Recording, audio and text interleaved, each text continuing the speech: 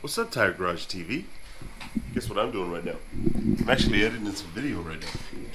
It's rendering, so I gotta give it about an hour for it to finish up. We got a bunch of stuff to do today. If you're new to the channel, welcome. This is the Tire Garage TV. My name is Pablo.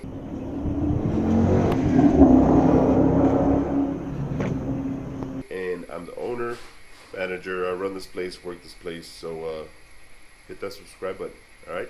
Anything car related, anything shop related, what it takes to be a mechanic, how to run a shop. This is a tire shop located in Southern California. That's where we're at. That's where we'll be. I'm here every day, 6 days a week. So join me. All right. So today, let's get to work. I got tires coming. Check this out. I got gaps and holes and missing tires everywhere, everywhere, everywhere, everywhere.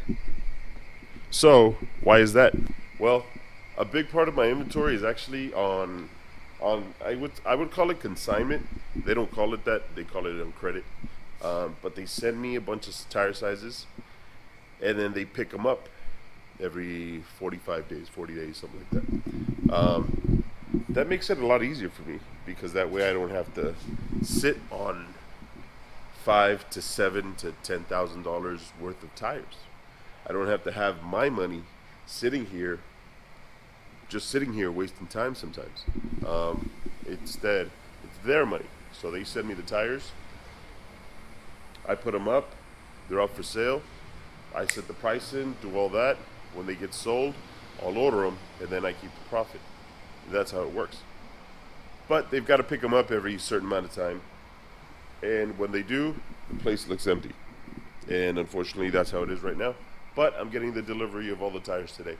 So you'll see that coming in today. All right, stay tuned. As for work on cars right now, I don't have much. That Silverado I need to finish up. That one should be picked up. I hope it gets picked up today.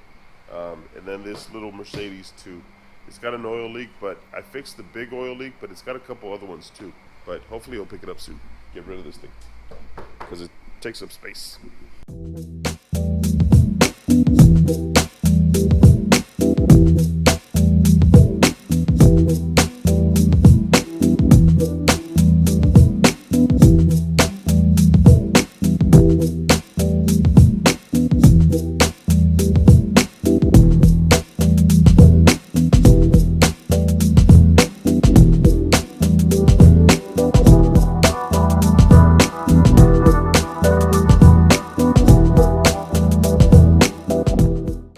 Whew. That takes work. I don't think I need to go to the gym today. Actually, I don't even go to the gym anyway. Hold on. Don't you hate these scam likely fucking calls? I hate them. They're freaking annoying. They call me all the time too. They're so annoying. Anyways, the load came in as you saw. I put the tires away, and the shop's looking a lot better. It looks a lot better. It looks like an actual shop now. It looked kind of deserted before, but hey, that's how it goes. I prefer to do that once a month than have to have $10,000. That's about 10 G's in tires, just sitting around. And I wouldn't do that. If I have the choice option not to, I'd rather not. You know, it's money that I can be using for something else. So, but check this out. Shop looks a lot better. I still got a few missing up here too, right on this side, and here I forgot what size. I have to look in the inventory sheets to see which ones are up. Those are tipping over already, so I gotta fix those. I wonder why they're tipping over. I'll just fix them right now. I think there's a couple missing up there too, but for the most part, most of them are all back, and this looks way better. I hate the way it looks when it's empty. But now I got to do the inventory sheet. Make sure all the prices are right. Make sure none of the prices that I had before are different, because sometimes prices change. And if I give them an old price and they're more expensive, I'm making less on them, which is not cool. So let's do that next. And that's one thing I wanted to discuss on this episode. If you own your shop, you run your shop, you do the financials for your shop, you realize a lot of money sits there.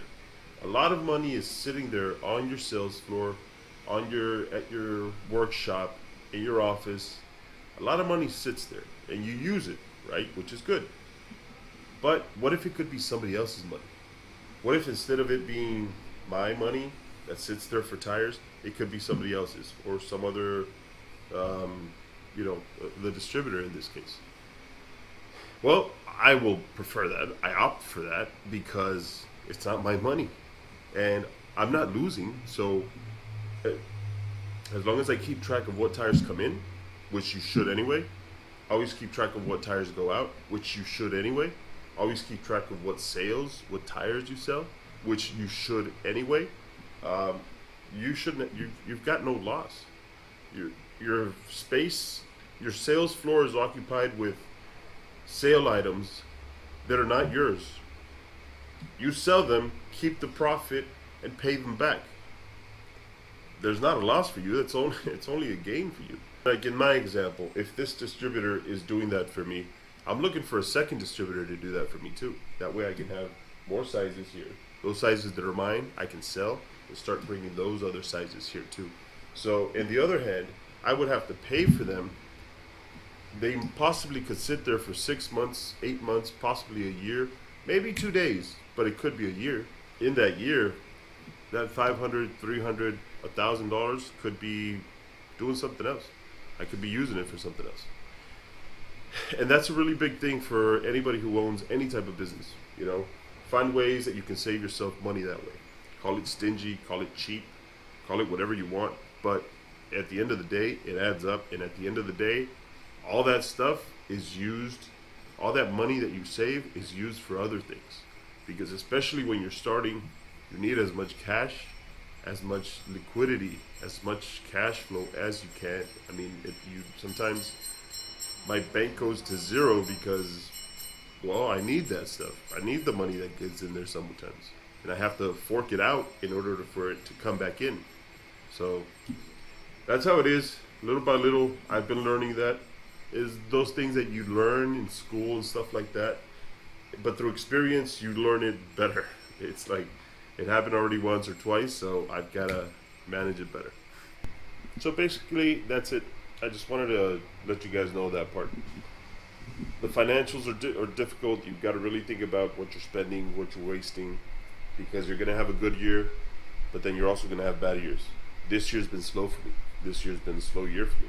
I've only been around 3 years, and this year I took a little bit of a hit. First year I can't compare. The second year was much better, but this year's not as good as last year. That could be me. It could be the economy. It could be just the industry. Could be a number of things. And I know for a fact I'm not the only one that's slow. All the shops in here are also slow. There's 6 shops in here. And we all have been taking a bit of a hit this year. So, it's just part of it. How did I expand though? My plan for expansion, it changed because it was slow. My plan for expansion changed. I extended over to YouTube. So thanks to that, you're looking at me now, right? That's a way of expanding. I expanding into different areas where it can serve as marketing, where it can serve as profit as well, because I can make a pretty penny also on YouTube, producing content and whatnot. So those are just things to think about when you're starting up a shop. You own already a shop. You've been working at a shop. Just things to think about. So, you will decide what you do with that piece of information. So, go with it. So for this time around, this is it.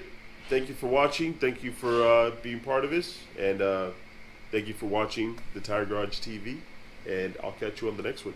Hit that subscribe, hit that share, hit that like button, and we'll see you guys. All right. So get to work. I'll see you guys. Bye.